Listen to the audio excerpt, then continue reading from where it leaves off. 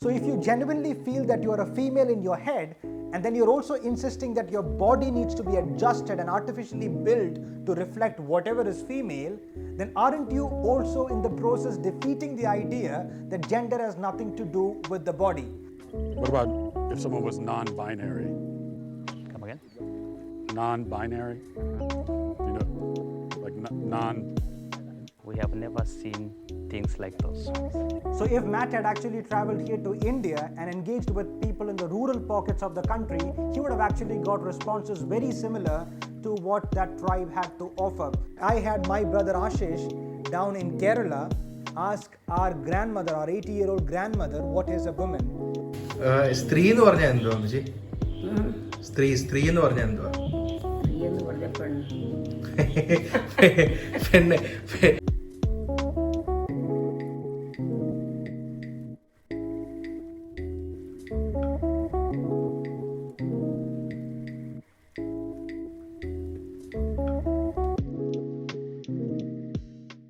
Welcome to the desk response. Today, we are responding to, or rather reviewing, an interesting American documentary that came out recently called What is a Woman? It is produced by the Daily Wire and presented by Matt Walsh, a cultural and political commentator in the US. Now, the title, What is a Woman, would seem to be a redundant, simple question with an obvious and commonsensical answer. But for those of us who've been following the culture wars in the West, particularly in the US, the context of this question need not be explained. The documentary is tackling the gender ideology, the trans ideology. And it is not foreign to us here in India as well.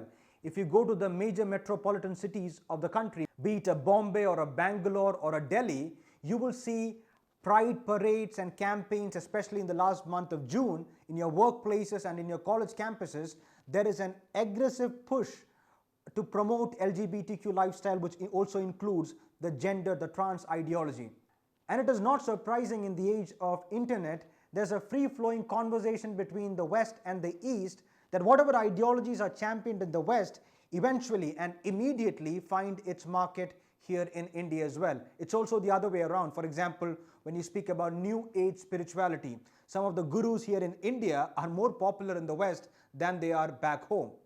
So one of the reasons why we are actually reviewing this documentary is because, well, we think that the primary audience here in India should be aware of what the gender ideology truly stands for, and when it operates in its full potential, what does it actually mean for the wider culture. And most people that I converse with here who blindly support the transgender movement, I've noticed that even on basic things there is a prevailing misconception. For example, I'm sorry if you are not one of them, but there are people who think that transgender actually refers to intersex individuals. But that's not what transgenderism is. In fact, intersex individuals, that particular phenomena where people cannot be classified as a biological male or female, they have some hormonal or chromosomal defects by birth, that's a very, very, very rare phenomena, statistically speaking. So that is not what transgenderism is.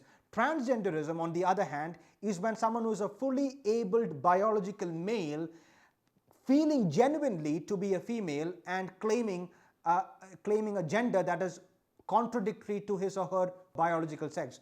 So there's a distinction that they argue that exists between sex and gender. We'll get to it when we do. Another reason we are interested in this documentary is because it takes an authentic perspective on these issues from the global south. When Matt actually travels to Africa outside the first world and interacts with a local tribe in Nairobi and gets their views on this particular subject. So if Matt had actually traveled here to India and engaged with people in the rural pockets of the country, he would have actually got responses very similar to what that tribe had to offer.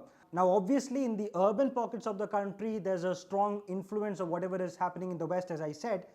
But again, there is a lot of illiteracy of what gender ideology truly stands for. So for most people, condoning transgenderism and promoting it is the default compassionate and progressive position without having the slightest clue of what they are defending. So you need to be aware of what it really is. So most of us have this unjustified views that whatever is novel, whatever is modern should be worth clinging on to, because that is how you can exhibit yourself as a progressive.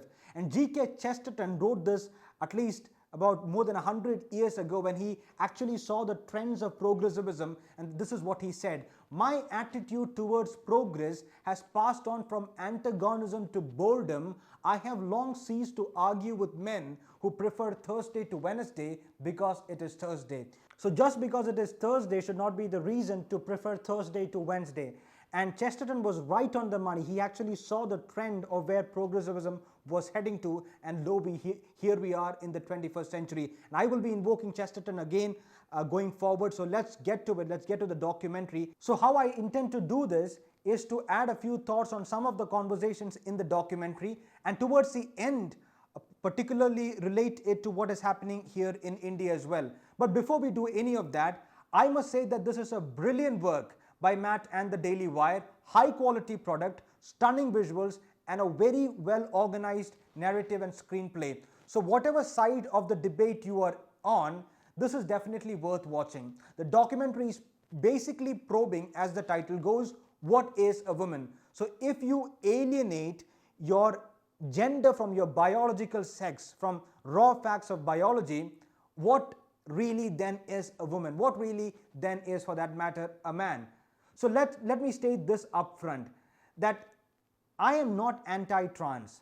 I totally respect the trans community. To disagree is not to discriminate. As individuals, they are worthy of respect and equal treatment. In fact, as per my worldview, they also bear the image of God. In fact, I've had close friends through college who identify as genderqueer or non-binary, and they know that I disagree with their lifestyle or their self-identity, but that was never a barrier to friendship. I just don't agree with the notion that your feelings, however genuine they are, can actually alter your biological identity. It cannot.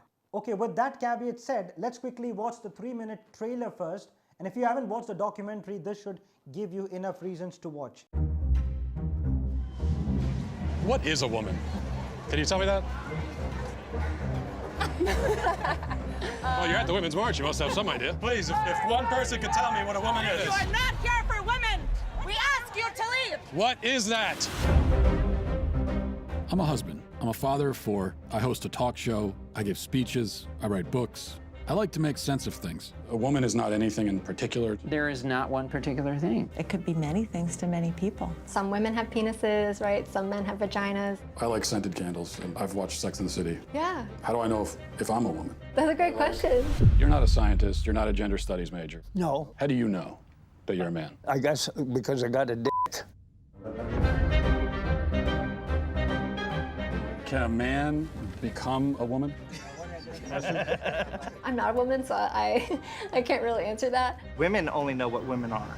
Are you a cat? No. Can you tell me what a cat is? Do you want to tell us what a woman is?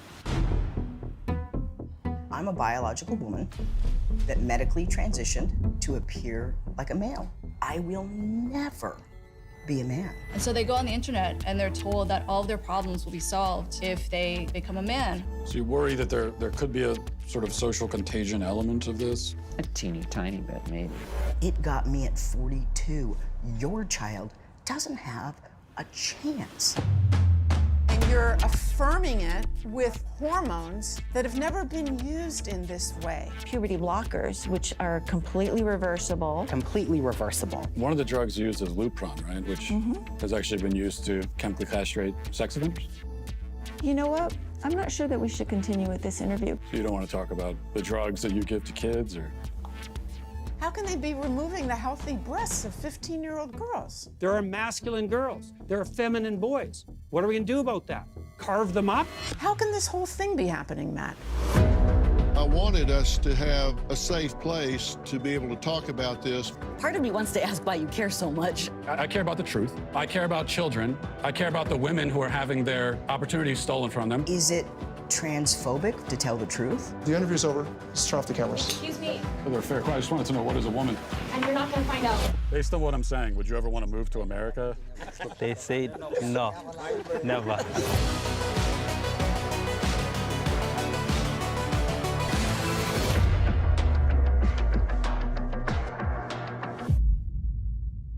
hope you enjoyed it a little bit. We'll see when it comes out. Wow.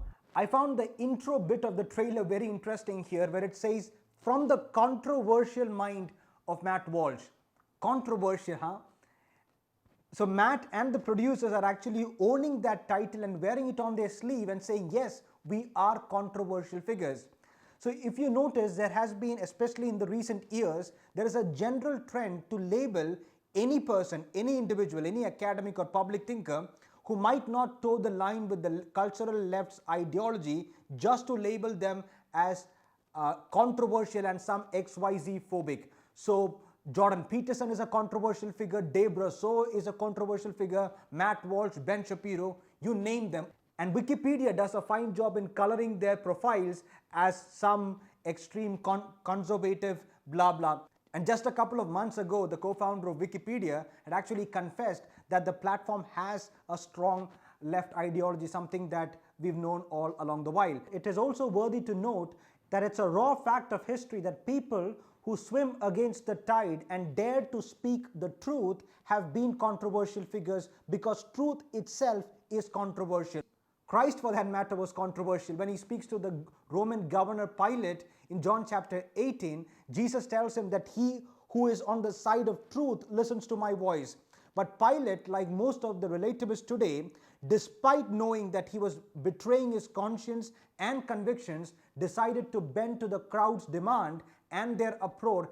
And that is how it has been back then, and it is pretty much the same even today. Anyway, moving on, as you could infer from the trailer, Matt is on this quest with a simple question, apparently simple question: what is a woman? So in the first half of the documentary, he speaks to the academic elites and champions of the gender ideology. It is fascinating, and I really admire Matt for going and interacting with some of the best on the other side. So for instance, he interviews a wide sample of people both from academy and practice. He speaks to a gender studies professor, a celebrated sex surgeon with over 200 surgeries to her name, a trans-affirming pediatrician and a professor, a therapist. He speaks to activists on the streets, people who identify as trans. So he speaks to a wide range of individuals in this camp. He is inquisitive, sharp, and very calm and composed in his questions. Even when his interviewees are visibly restless and even angry, he maintains a very still face. And that's the expression throughout. He waits for the Freudian slips, and when he has them, his face is still intact, with no expression of elation whatsoever. But Matt's agenda is very clear. He's not trying to hide what he seeks to achieve. His intention is clearly to highlight and showcase that the gender ideology is an intellectually bankrupt view and logically self-defeating. And some of the loopholes in logic are easily called out and very explicit, while some are implicit in the larger discourse. So let's start with this conversation with Marcy Bowers, a celebrated sex change surgeon, as I said, with over 200 surgeries to her name. So he asks her, what is a woman? And her response is, whoever identifies as a woman is a woman. So what is a woman? Whoever identifies as a woman is a woman. And Matt's counter question is, what are they identifying as? So these kind of circular reasoning or flawed logic is easily called out. And she clearly fumbles because she knows that she has shot her own foot. And it gets even more interesting when Matt asks her about apotemnophilia, which is a body identity disorder where a person genuinely feels like an amputee and wants to take his or her limb off. And what is her response here? Well, she says that they need mental diagnosis and it is a psychiatric condition. So she's caught in her own words. So if you genuinely feel like an amputee and want to get away with your limb, then how is that different from genuinely feeling like the opposite sex and wanting to get away with your own genitalia? And remember, she is a gender-affirming surgeon and conducts what is called gender-affirming vaginal plasty, which are medical surgeries to affirm your preferred gender. In her own words, quote unquote, altering the physical characteristics of an individual to fit better with a gender identity that is female. So that is twisting your body to your mind. So what about people who are gender fluid as per your theory? So basically people who identify as a male in the morning and then a female in the evening. Can you adjust their physiques multiple times in a day?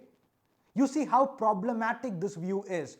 On one side, you're saying that gender has nothing to do with your physical body. So in this documentary as well, the first therapist that he speaks to, I forget her name, she or he basically says that, you know, men have vaginas and some women have penises. So this has nothing to do with your physical structure. And on the other hand, you are insisting that your body be surgically transformed to the body that reflects with the gender that is some abstract concept in your head. So if you genuinely feel that you are a female in your head, and then you're also insisting that your body needs to be adjusted and artificially built to reflect whatever is female, then aren't you also in the process defeating the idea that gender has nothing to do with the body? So even if you were to argue that gender is a wide spectrum, which you do, you are still taking the biological sexes as the semantic basis for gender, which is kind of weird. So as you see, this attempt to alienate the body from the mind is futile. And the whole debate boils down to this insistence to elevate the mind over the body. The body needs to be adjusted to the mind. You are what you think you are, and your body should be adjusted to obey and even transform itself to the abstract identity that you have formed in your mind. In fact, a couple of months ago, we had Nancy Pearcey on our show, Conversations at the Desk. The interview was based on a book, Love Thy Body, where she highlights how transgenderism represents a form of body hatred. I leave the link to the interview in the comments. She speaks in detail about this body-mind split and how transgenderism basically devalues the body. Now, if you are what you really think you are, then why just limit it to gender? Why not other categories of human identity? What about someone who is trans race, where a person genuinely feels that he is a member of another race? Can I, for example, get an American citizenship just because I genuinely feel that I am an American? Rachel Dolezal's case comes to my mind, where this white woman, even now she claims to be a black and she identifies as a trans black. And she genuinely feels like that. And mind you, this is a real thing in the West. Although in India, I know most people might find this a little funny. In fact, I remember watching a typical left-leaning social justice warrior of the Gen Z ask Alan West, an American conservative politician, on whether he identifies as a black. And the smirk on his face said it all. Do you identify as black?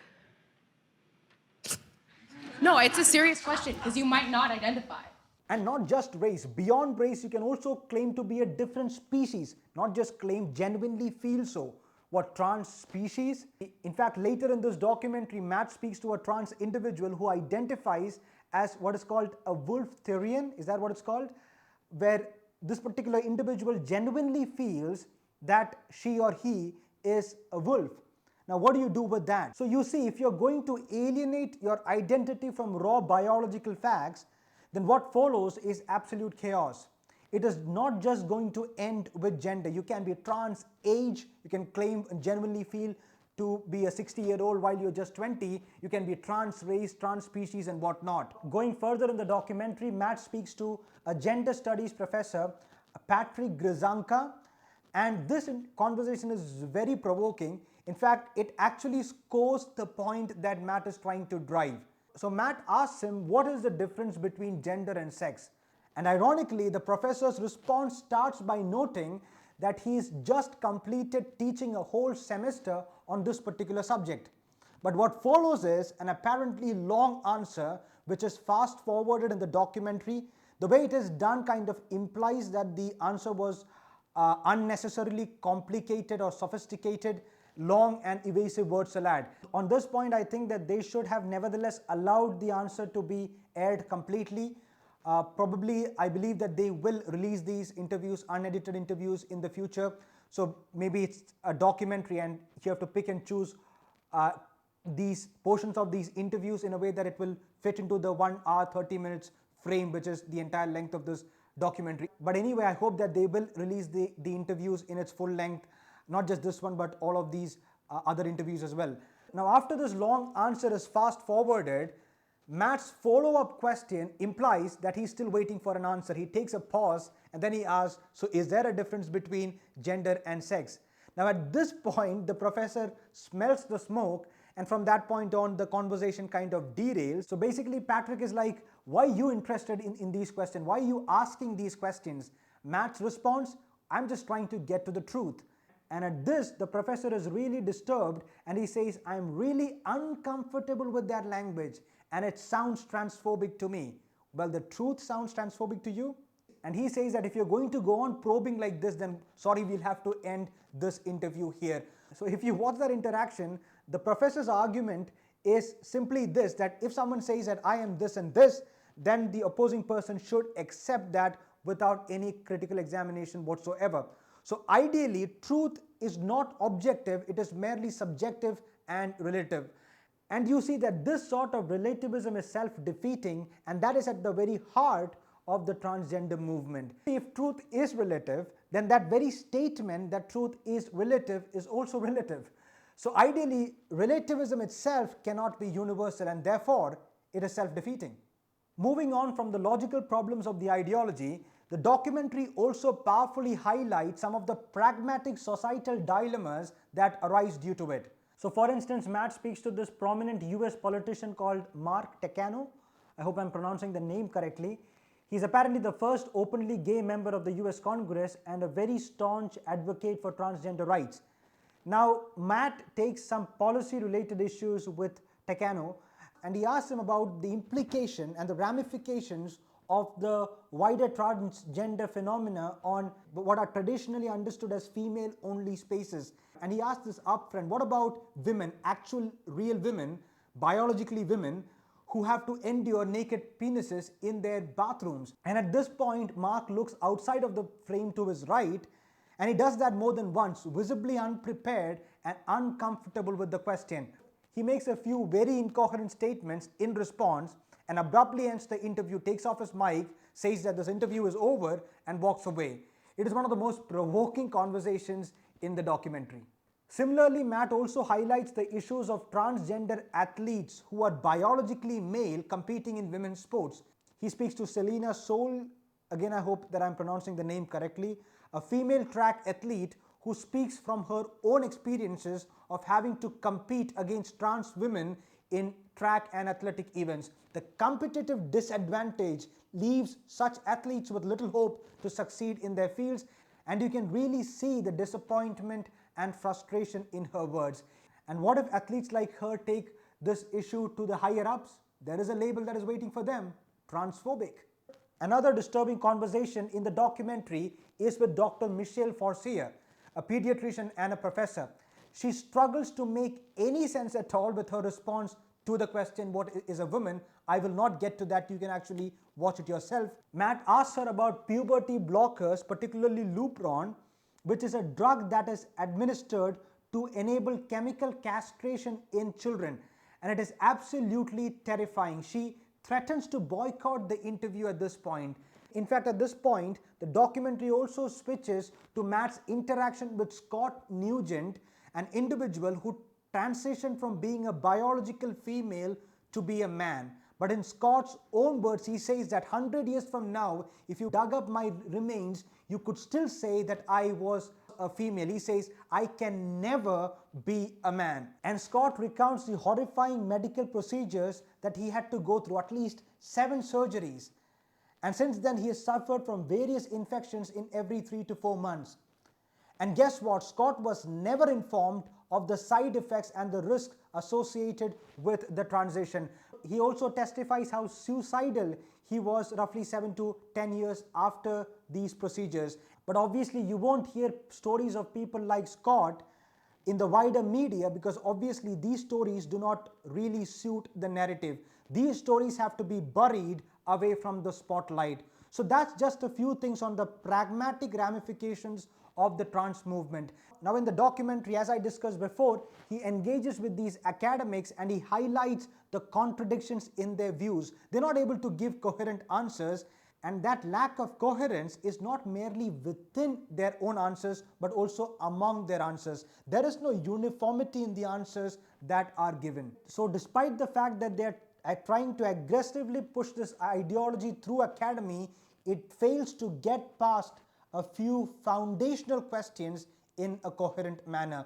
Now, the documentary also features gender-critical academics like Jordan Peterson, Dave Russo, Carl Trueman, and Miriam Grossman. Now, I'm not going to get into the conversations that Matt has with these people, but I want to highlight one particular detail that Dave Russo, a neuroscientist who wrote The End of Gender, has to say. She says that how academy is biased and controlled by the LGBTQ activist. So what she says is that objective research is heavily disincentivized. Apparently, the results of your research work should be fixed even before the research, and it should align with the gender ideology. Otherwise, you won't get the uplift in media or in the wider academy as well. And this is something that has been known for a while. Just a couple of months back, The Economist had an article which stressed this point, that gender critical voices are stifled in academy. And this is something that is really frightening. In fact, gender studies itself, a lot of universities, even here in India, are offering courses in gender studies. It's a bogus field full of contempt for science and reality. So once Matt has enough of the academic gibberish, if I may call that, he doesn't get a coherent answer from those championing the movement. So he decides to hit the streets, and that's where a lot of interesting conversations happen in the documentary. And the best of which I would say is when he takes his question where he expects to find the real women, paraphrasing his own words, to a women's rights rally. So if they are defending and protesting for women's rights, they should be able to explain what a woman is. But Matt gets little out of those conversations, and you will see how the protesters are not even willing to engage with him at all. And it's interesting, isn't it, how you see this wild contradiction at the very center of this broader left-wing secularist worldview. And on one side, you will see these folks defending feminism and women's rights, and on the other hand, they will also be nodding to transgenderism. So you may have seen this on the internet, especially after Roe versus Wade being overruled in the US.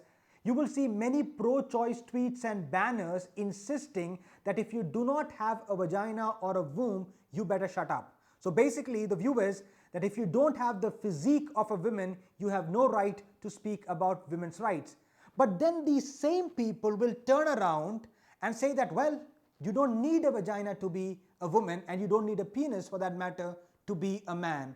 You see how these views, when considered independently within the broader umbrella of secularism, they cannot sit together. It is logically self-defeating. In fact, a while ago, I had to attend this workshop that was aimed at promoting gender awareness and so on and so forth in the workplace. So this lady who was taking the session first explained how there are only two biological sexes, but there are so many genders, and your genders are not necessarily the same as your biological sex, yada yada. And she also gave the participants a very nicely designed quiz on paper that was apparently aimed to bring in more clarity on what gender was and what sex was. So there are so many genders, there are only two biological sexes. And then she moved to the next slide of her PPT and to the next part of her session, which was on gender pay gap. And guess what? In this part of the workshop, she directly axiomatically assumed that there are only two genders and that they're identical with your biological sexes, male and female. So you see how ridiculous and contradictory these views are. These people are cutting down the very branch on which they are sitting. Now, before we look at the conversation that Matt has with the African tribe, I would just mention how the documentary also highlights the dark and haunting side of gender ideology. That the greatest disservice that the ideology does is, one, to the people who are actually suffering from gender dysphoria, and second, it is to our children. In fact, Matt speaks to, over phone, he speaks to a Canadian father who was sent to jail for apparently misgendering his daughter. He refused to consent to the medical transition of his underage daughter, and apparently that was a crime, and he was speaking to Matt out on bail. The documentary also describes the gruesome human experiments conducted by John Money and Alfred Kinsey, who are apparently the pioneers of the gender ideology. Further, it shows how serious a contagion this is in the West. It points out how this ideology is forced on little children as young as 10-year-olds through illustrated books with graphics that are clearly inappropriate for that age. And even here in India, if you just take a sample of the OTT platforms, be it Netflix or Amazon Prime, the content that is streaming on these platforms, and all of that, you will see a disproportionate number of LGBTQ characters. So there is an aggressive push to promote and normalize a transgender lifestyle in particular, or LGBTQ in general, among the normal populace. Okay, now let's go to Nairobi in Africa, which I believe is the most honest and innocent conversation in the documentary when Matt interacts with this tribe. Now, in Matt's own words, he says, "I think this is the part of the movie that triggers the left the most. They're so mad that I told an African tribe about their gender ideology and all the tribe's people laughed and made fun of it. It's hilarious. I love it." So let's first watch an excerpt from the conversation that Matt uploaded on his YouTube channel. It's a 2-minute excerpt, and then I'll probably add a few comments. What if a man decides that his gender identity is woman? A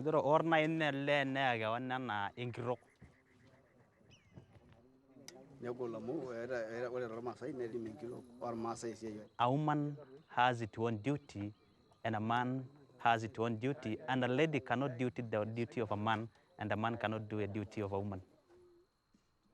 Can a man become a woman? No. No? No. What about a transgender? Transgender?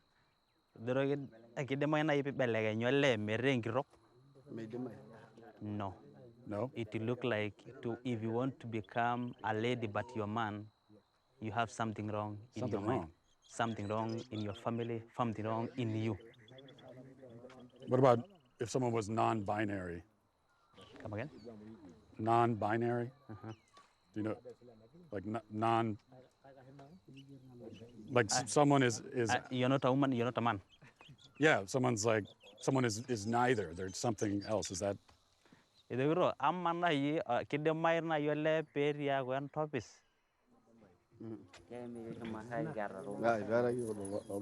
He's saying we have never seen things like those. For a man, he has a penis. For a woman, he has a vagina. So we know this is a lady, this is a man. What if it's a woman with a penis? Both. Is that?